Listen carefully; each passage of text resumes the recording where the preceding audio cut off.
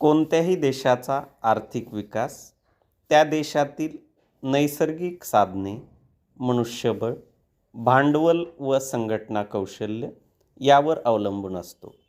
त्याचप्रमाणे सामाजिक संस्था, सांस्कृतिक दृष्टिकोन, राजकीय परिस्थिती यासारख्या आर्थिक परिस्थितीच्या घटकांचा सुद्धा महत्त्वाचा भाग असतो. जेव्हा आपण भारताच्या सामाजिक आर्थिक पुनर्रचनेबद्दल बोलतो तेव्हा याचा अर्थ आपल्याला काही विधायक स्वरूपाची उद्दिष्टे साध्य करावयाची आहेत असा असतो.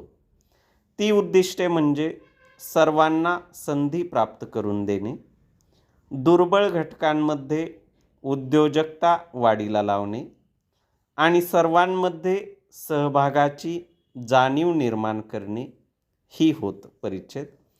सध्या भारतात असलेली तीव्र स्वरूपाची बेकारी ही सर्वांना खूप अस्वस्थ करणारी समस्या आहे.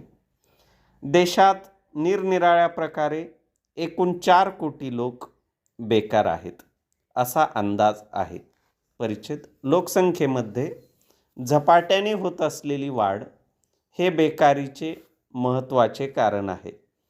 नियोजनात बेकारीच्या समस्येकडे पुरेसे लक्ष दिले जात आहे.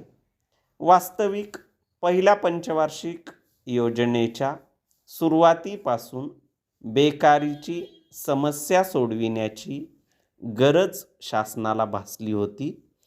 म्हणूनच जेथे शक्य आहे तेथे विशेषतः लघु व कुटीर उद्योगाला श्रमप्रधान उत्पादन पद्धतीवर शासनाने भर दिलेला आहे.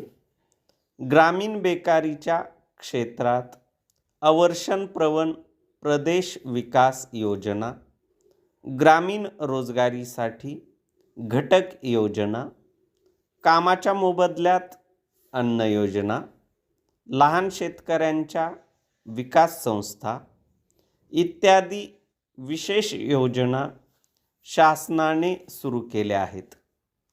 रोजगार विनिमय केंद्राची व व्यवसाय मार्गदर्शन केंद्राची संख्या वाढवली आहे परिच्छेद. भारतात लोकसंख्येची दाटी जास्त असल्याने उपजीविकेसाठी मानवाने जमिनीवर अधिकाधिक आक्रमण केले आहे. त्यामुळे काही भागात वनांची पिछेहाट झाली आहे.